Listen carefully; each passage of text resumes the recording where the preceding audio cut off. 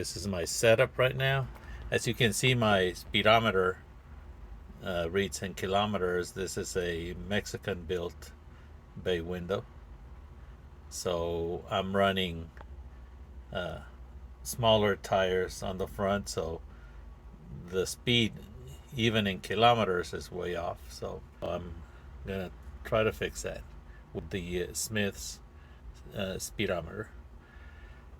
I've kept with the speed with this GPS speedometer. The thing that I don't like about it, it's that it has to log into a satellite, and it takes it a couple of minutes to engage with any satellite. So sometimes I already drove 3-4 miles, and then it starts giving me the speed. So of course, traveling distance is way out of order because I already traveled some distance, and it's not counting that. Then on this side, I have my fuel gauge that is not the original. It's a Volkswagen gauge, but the whenever the needle goes around half a tank, that means I'm almost out of fuel. So I'm going to try to fix that too. I already checked the fuel gauge that I have against the fuel tank float, and I think it's going to work. I tested the ohms on it, and I think it's within specs to that gauge that I'm going to try to adapt. We'll see how all this goes. And first thing is, of course, to take these screws off. This 4 screws off. That in my case, they are Phillips. I loosened them already, and then I just pull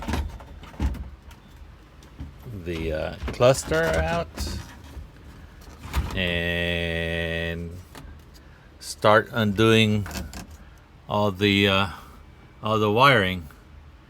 Um, if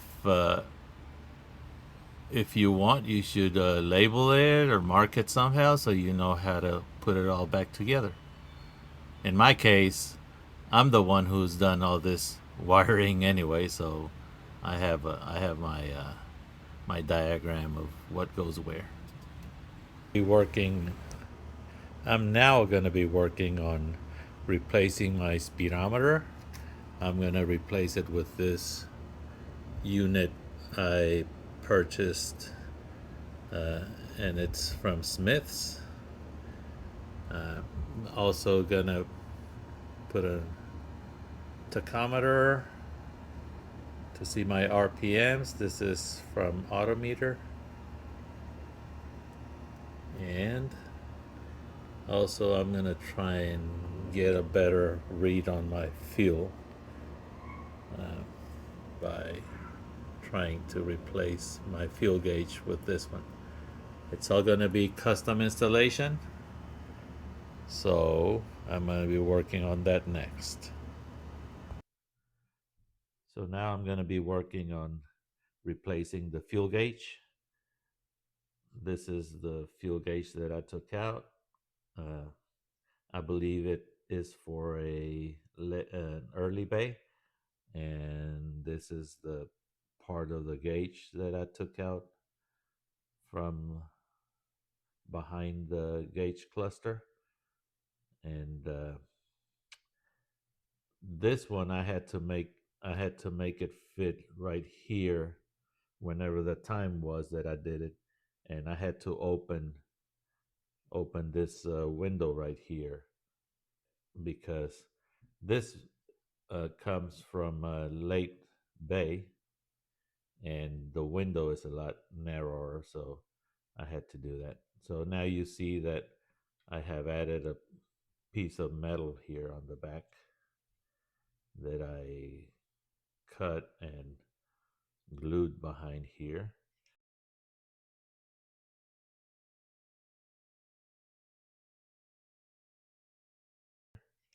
because I'm using a 2-inch gauge now that I'm trying to install in here. It's gonna go right about, it's gonna go right about there.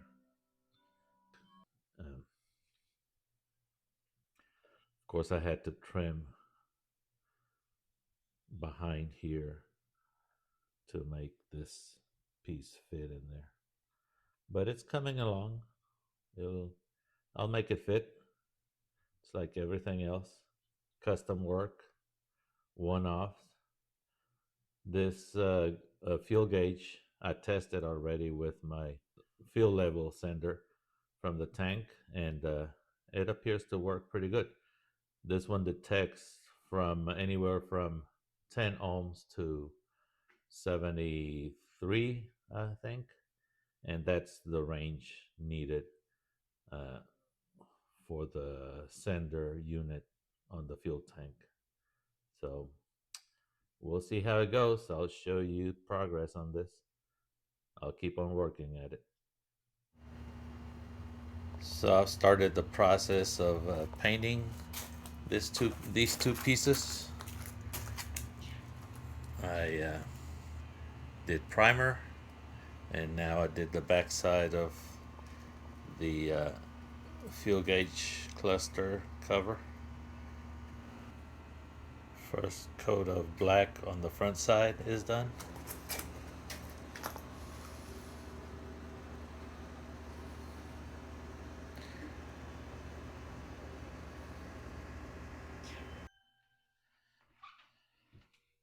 Back on working on the gauge. This is, I'm working on setting up the fuel gauge where I want it. And I had a gap here, uh, setting the gauge where I want it. I had a gap, so I got some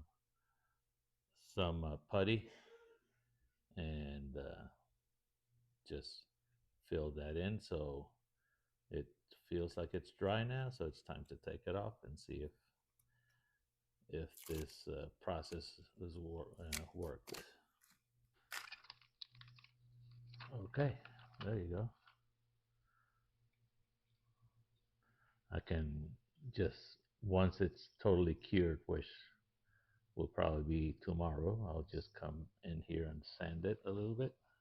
And then this guy is going to sit there. And now it'll sit just where I want it. Then I'm going to put a hose clamp right here. And it'll hold everything together.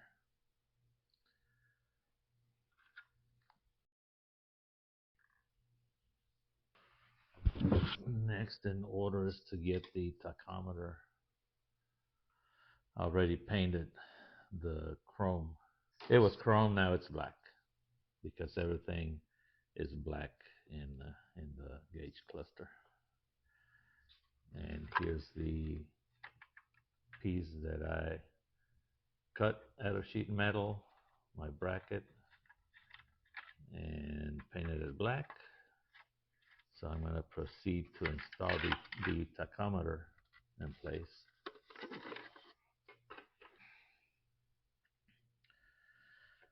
This is how it's going to go. So this guy goes like so. So first I'll get this guy in here.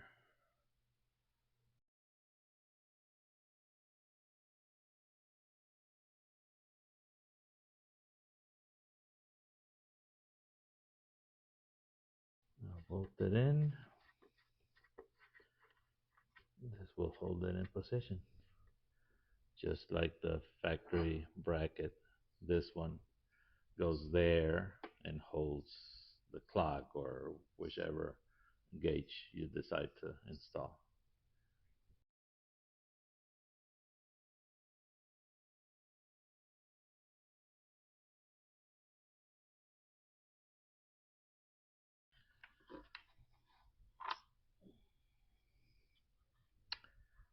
you have it.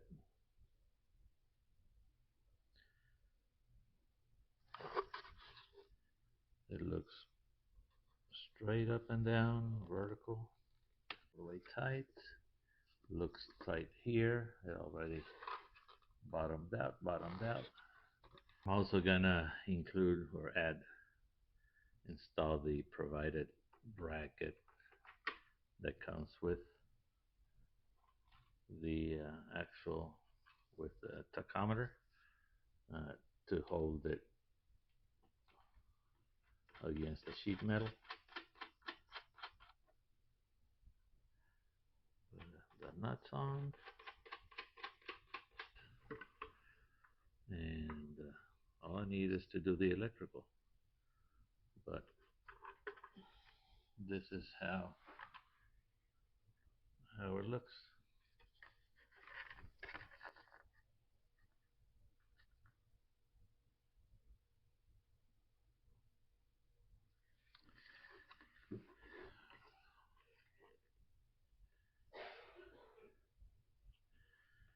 I know there's another option by Smiths that's made specifically to fit in there, but it costs a little more than this one. Uh, so I was trying to stay on budget, so I that's what I got.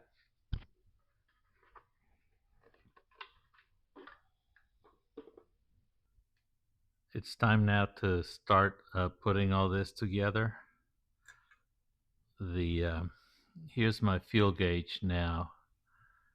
What I did is, as I showed you, this JB Weld here, and I'm using some HVAC tape just to hold it all together. Um, the this piece is also going to help to hold it together because I had to make this hole here to fit the back of the gauge. So I'll fit that first.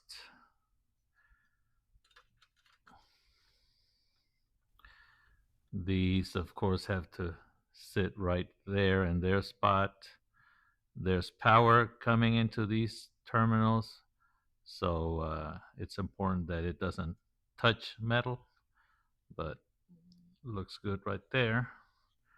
I'll just hold it, and it's held by 3 screws.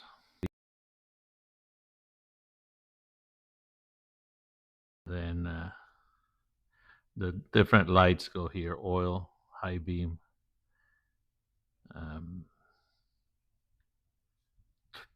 turn signal, and the generator, which I already have on this side the uh, the clear piece with the different colors.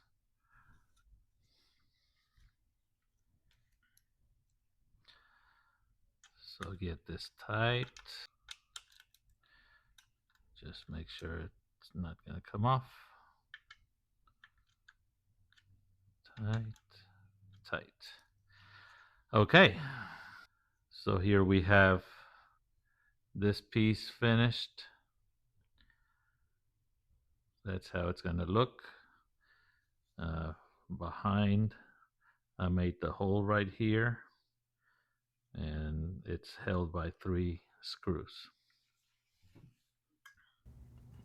The Smith's speedometer comes with instructions, comes with a template that you're gonna position on the back.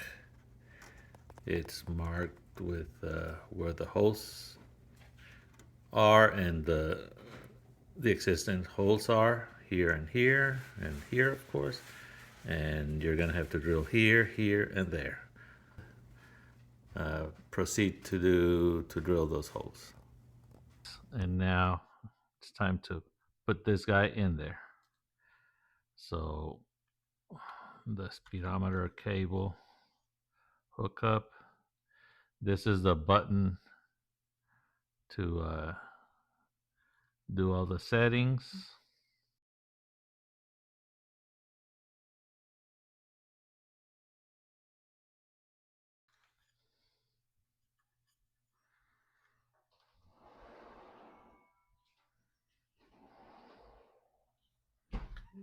It comes with these little spacers, so they go right here.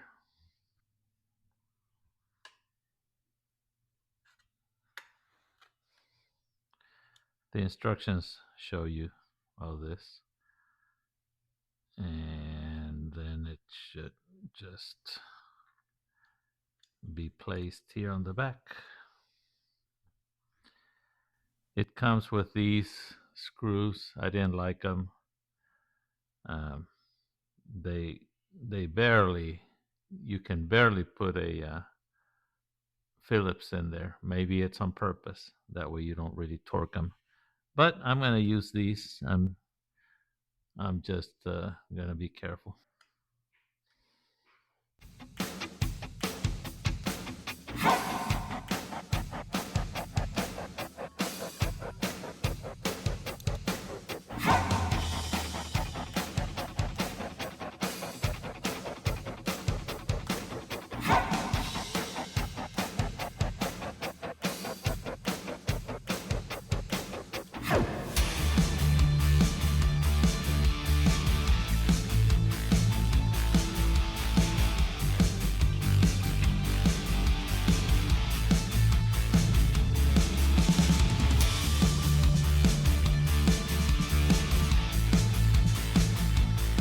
So these screws that I'm using are a 1/4 inch. They're not metric. That's what I could find in my stash.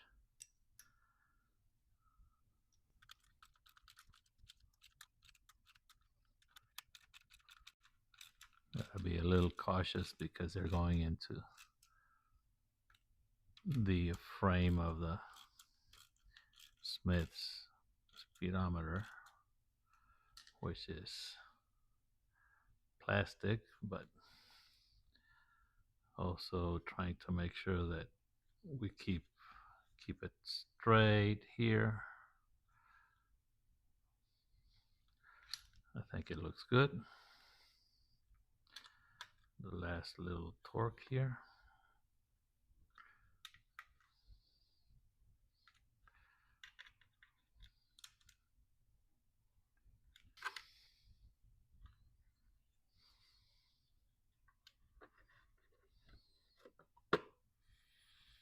They should go right about there.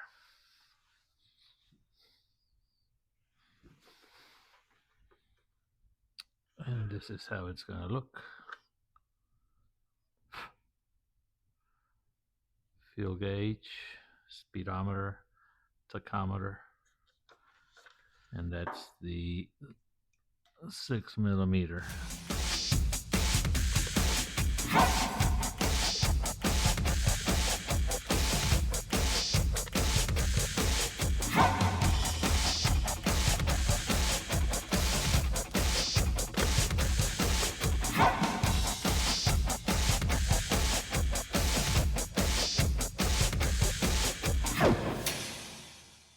Last look. Fuel gauge, speedometer, looks pretty straight. Tachometer. This the selector button. I'll place it there with the little provided nut.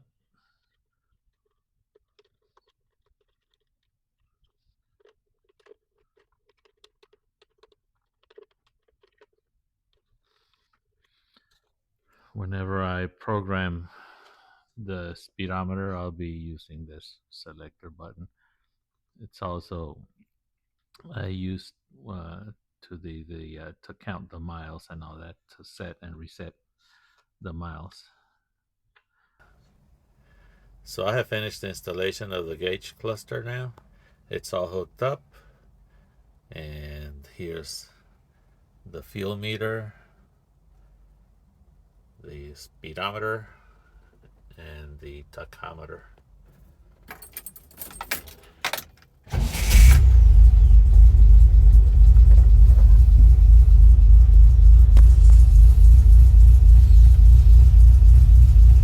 I'm going to go and fill up the tank, see if it goes all the way to full. test the speed against my phone GPS, and the RPMs are a little bit high.